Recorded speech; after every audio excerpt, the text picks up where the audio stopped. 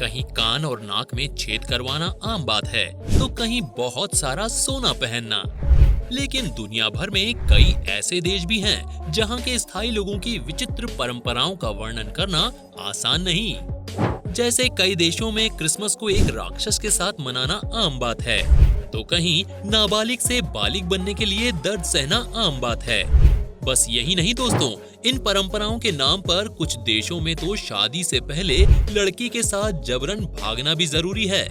आज के इस वीडियो में हम आपके सामने ऐसी ही कुछ विचित्र परंपराओं को पेश करने वाले हैं, जो पुराने समय से लेकर अभी 2023 में भी चली आ रही है।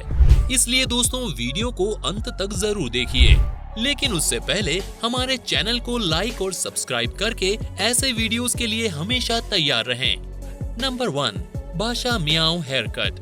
दोस्तों हर देश के अपने ही कुछ रीति रिवाज होते हैं, लेकिन अगर आपकी रीति और परंपरा में भी आपको इस बड़े से सिकल से अपने बाल कटवाने हो, तो 2 बार आप भी सोचोगे। चीन के भाषा मियाओ ट्राइब के लोग सदियों से अपनी परंपराओं को जिंदा रखने के लिए एक ही तरह का हेयर कट रखते आ रहे हैं। लेकिन मजेदार बात यह है कि ये हेयर कट आपको किसी खास कैंची से नहीं, बल्कि इस तेज तर्रार और लंबे चाकू से मिलेगा। 100 सालों से भी पहले से चली आ रही इस परंपरा को देखकर तो यही अंदाजा लगाया जा सकता है कि भाषा ट्राइब के लोग अपने हेयर स्टाइलिस्ट पर कुछ ज्यादा ही भरोसा करते हैं। नंबर 2, अमेज़न की बुलेट चींटियां। दोस्तों अपनी जिंदगी में कभी कभी हर एक आदमी को मर्द बनने का एहसास होता है। हर कल्चर में ये एहसास भी अलग प्रकार से करवाया जाता है। कहीं तो इनकी पूजा अर्चना की जाती है, तो कहीं इनको लड़ झगड़ कर अपना वर्चस्व साबित करना होता है। लेकिन अमेज़न के जंगलों में रहने वाले लोगों का मानना कुछ और ही है। वहाँ एक बच्चे को आदमी या मर्द बनने के लिए कई सारी बुलेट चींटियों को एक बोरी में भरकर लगातार 20 बार हाथों पर पहनना होता है और चींटियों के डंक को सहना होता है। ऐसा करने के बाद ही उनको मर्द होने की उपाधि मिलती है।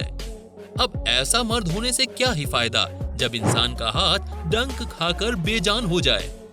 Number 3, Indonesian rule. दोस्तों दुनिया के हर एक कोने में शादी के बाद होने वाली परंपराएं एकदम अलग होती हैं, लेकिन इन सब में बाजी मारती है इंडोनेशिया के टिडोंग नाम के इस ट्राइब की ये अद्भुत रीतियां, जहां शादी के बाद दूल्हा दुल्हन के सुखद जीवन के लिए उन दोनों के लिए बाथरूम जाने पर 3 दिनों तक की रोक लगा दी जाती है। यानी इन 3 दिनों तक वे न तो नहा पाते हैं और न ही पेशाब या शौच कर पाते हैं।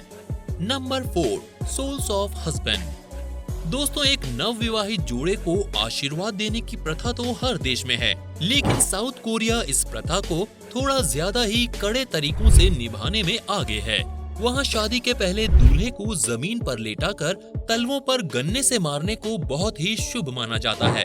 इस प्रथा में न केवल दूल्हे के दोस्त बल्कि कई सारे रिश्तेदार भी शामिल होते हैं और ऐसा माना जाता है कि दूल्हे के पैरों पर गन्ने से मारकर वो दूल्हा और दुल्हन के सुखी विवाहित जीवन को और बढ़ावा दे रहे हैं। Number 5, wife stealing. दोस्तों शादी करने के लिए तो हर देश में लड़का लड़की को कई पापड़ बेलने पड़ते हैं, लेकिन फिनलैंड में तो शादी की प्रथा का कुछ अलग ही अंदाज है। यूकोन कांटो नाम की ये प्रथा फिनलैंड में पिछले 200 सालों से चली आ रही है। इसमें अगर किसी लड़के को एक स्पेसिफिक लड़की से शादी करनी है, तो उसे उस लड़की को पीठ पर या गोदी में उठाकर बहुत दूर तक ले जाना होता है। इस दौरान कई बदमाश लोग दूसरे की बीवियों को चुराने की भी गंदी कोशिश करते हैं और जो भी कामयाब होता है लड़की उसी की हो जाती है। Number 6, Christmas with Krampus. परंपराओं की बात हो और क्रिसमस से जुड़ी कोई चीज सामने ना आए, ये तो मुमकिन ही नहीं। मजेदार खाना, खूबसूरत फल और बेहतरीन गिफ्ट्स के बीच में आप एक अजीब से क्रिसमस राक्षस से मिलने के लिए तैयार कभी नहीं होंगे। लेकिन अल्पाइन फोक टेल्स में क्रैम्पस नाम का एक बदसूरत राक्षस भी सांता क्लॉस के साथ हर घर जाकर बच्चों से मिलने के लिए जाना गया है। ऑस्ट्रिया, रोमानिया और चेक रिपब्लिक में ये परंपरा मानी जाती है कि जो बच्चा बहुत बदमाशी और शैतानी करता है, तो क्रैम्पस नाम का ये राक्षस सांता क्लॉस को ऐसे बच्चों को गिफ्ट देने से मना कर देता है और बच्चों को रोता हुआ छोड़ देता है। नंबर 7, तिब्बत के पंचतत्व। दोस्तों, अगर भारत की बात करें तो किसी मनुष्य की मृत्यु के बाद हम या तो उसे दफना देते हैं या तो जला देते हैं, क्योंकि यहाँ ऐसा माना जाता है कि इन्हीं तरीकों से एक आत्मा को शांति मिलती है। लेकिन तिब्बत में बसे कुछ बौद्ध धर्मियों का ऐसा मानना है कि इंसानी शरीर को पृथ्वी में विलीन करके ही एक आत्मा को शांति मिलती है।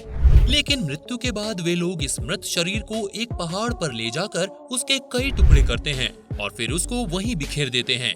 इससे वे टुकड़े या तो धरती में समा जाते हैं या फिर किसी का भोजन बन जाते हैं। आज भी इन देशों में अगर कोई बच्चा बहुत बदमाशी करता है तो उनके माँ बाप इसको क्रिसमस गिफ्ट न देकर खूब सारी पनिशमेंट देते हैं। तो दोस्तों, ये थी कुछ देशों की विचित्र परंपराएं। यदि आपको भी ऐसी कुछ परंपराओं के बारे में पता हो तो हमें कमेंट करके जरूर बताएं। और ऐसे ही मनोरंजक वीडियोस को देखते रहने के लिए हमारे चैनल को लाइक और सब्सक्राइब करना ना भूलें। धन्यवाद।